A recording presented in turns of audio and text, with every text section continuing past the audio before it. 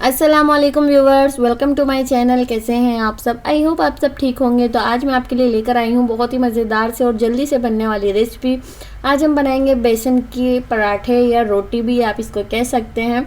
इसके साथ मैं एक चटनी की रेसिपी भी आपके साथ शेयर करूँगी, तो वीडियो को बिना स्किप किए एंड तक लाजमी देखिएगा।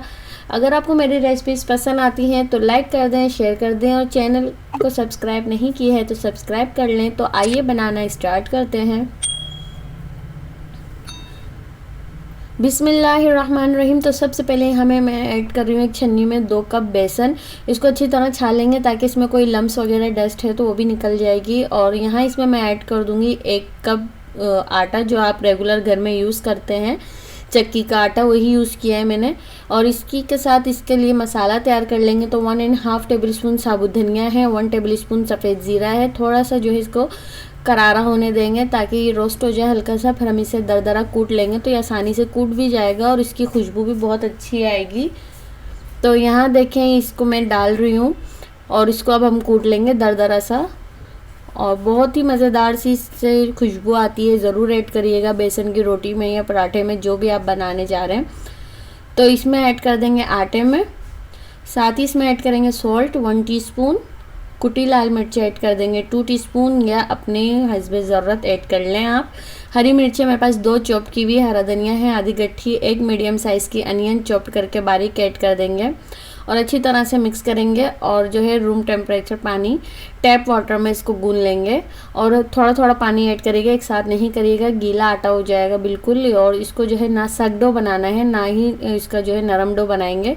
और अच्छी तरह से नीट करेंगे इसको। तो ये देखें, मैंने पहले कंबाइन कर लिया है। मैं तकरीबन इसको जो है 5 से 6 मिनट के लिए अच्छी तरह से मुक्कियाँ लगाऊंगी और ये अच्छी तरह आटा जो है तसला छोड़ देगा। तो यहाँ देखें, अब हाथों में ही चिपक नहीं रहा है, इसका मतलब आटा बहुत अच्छी तरह गूंद चुका है। तो मैं इसको रेस्ट पर रख दूँगी थोड़ा सा ऑयल लगा के, ताकि ऊपर जो है पापड़ी नहीं बने। और इसको दे देंगे रेस्ट और इसकी चटनी तैयार कर लेंगे। तो यहाँ मैंने एक बाउल में लिया है, सबसे पहले 5 से 6 लहसुन के जवे, सफ़ेद ज़ीरा 1 टीस्पून, और ये है मेरे पास साबुत लाल मिर्चें 10 से 12। आप चाहें तो इसको जो है ब्लेंडर में भी ब्लेंड कर सकते हैं, ब्लेंडर जग में। तो यहाँ देखें, मैं इसमें इसी में ही कर लूँगी और ये इससे बहुत आसानी हो जाती है करने से। तो अगर आपके पास ये नहीं है तो आप बिल्कुल परेशान ना हो, ब्लेंडर जग में कर लें या सिलबट्टे पे कर लें। तो यहाँ देखें, इस तरह से पेस्ट बन गया है। तो अब इसका तड़का तैयार कर लेंगे हम। इससे क्या होगा, बहुत अच्छी खुशबू आएगी जब ये तड़के में बनती है चटनी, और इसका थोड़ा कच्चापन भी निकल जाता है। 2 टेबल स्पून ऑयल ऐड किया है, 1 टीस्पून सफ़ेद ज़ीरा ऐड किया है। बहुत अच्छी खुशबू आएगी सफ़ेद ज़ीरे से इसकी। और इसमें हम ऐड कर देंगे सारी चटनी को तकरीबन हम 2 से 3 मिनट या 4 मिनट के लिए कुक करेंगे हल्की आँच पे। ऊपर ऑयल सेपरेट होने लगेगा तो हम चूल्हा बंद कर देंगे। तो यहाँ देखें,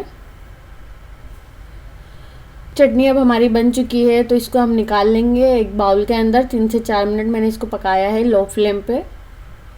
और इसमें मैं ऐड कर दूंगी सॉल्ट।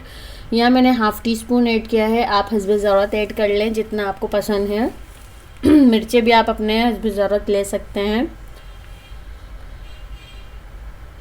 तो यहाँ देखें, मैं एक प्याली में निकाल लूँगी चटनी को। बहुत ही मज़ेदार सी चटनी लगती है। आप इसको जो है खिचड़ी के साथ भी खा सकते हैं और किसी भी पराठे के साथ भी आप इसको ले सकते हैं, मूली का पराठा हो या साग का पराठा हो। और अब क्या करेंगे, पेड़े बना लेंगे हम छोटे छोटे। ज़्यादा बड़े पेड़े नहीं बना रही हूँ मैं, इतने ही साइज़ के मैं लूँगी। तो यहाँ देखें, इससे 6 पराठे बनकर तैयार होंगे। आप जितने हैं आपको बनाने हैं, आप क्वांटिटी डबल करते जाएं। तो 2 कप बेसन में मैंने 1 कप आटा यूज़ किया है। आप चाहें 2 कप आटा भी ले सकते हैं। और अगर आपको ज़्यादा बेसन नहीं पसंद, तो अगर हम बेसन का बना रहे हैं तो थोड़ा थोड़ा बेसन तो टेस्ट आना चाहिए। तो यहाँ देखें, इस शेप में मैंने बना लिए, छोटे छोटे से ये बने हैं दरमियाने साइज़ के। तो इसको मैं डाल दूँगी पकने के लिए। तो बहुत सॉफ्ट होता है, इसको पकाने में थोड़ी सी जो है मुश्किल आ सकती है। जो न्यू बना रहे हैं तो सॉफ्टनेस बहुत ज़्यादा होती है। तो आराम आराम से आप इसको जो है दरमियानी आंच पे पकाएं और उसके ऊपर आप जो है घी लगा दें और जो इसको फिर एक जगह से सेक लें, एक साइड से आप इसको कलर आने तक, फिर आप जो है दूसरी साइड लगा दें। आप इसी को ही चाहें तो ऑयल ना लगाएं, अच्छी तरह सेक लें तो ये आपकी जो है बेसनी रोटी भी बन जाएगी।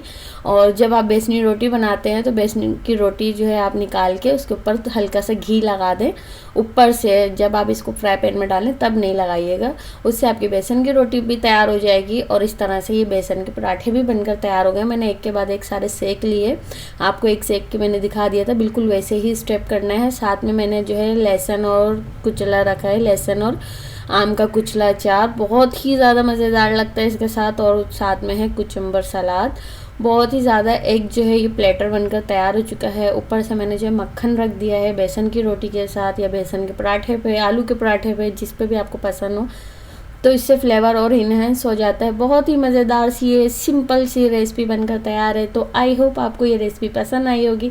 अगर आपको मेरी ये रेसिपी पसंद आए तो प्लीज़ लाइक कर दीजिएगा, शेयर कर दीजिएगा, और चैनल पे नए हैं तो प्लीज़ चैनल को सब्सक्राइब कर लें और ऑल नोटिफिकेशन को क्लिक करें ताकि आपको मेरी न्यू आने वाली हर रेसिपी सबसे पहले मिले।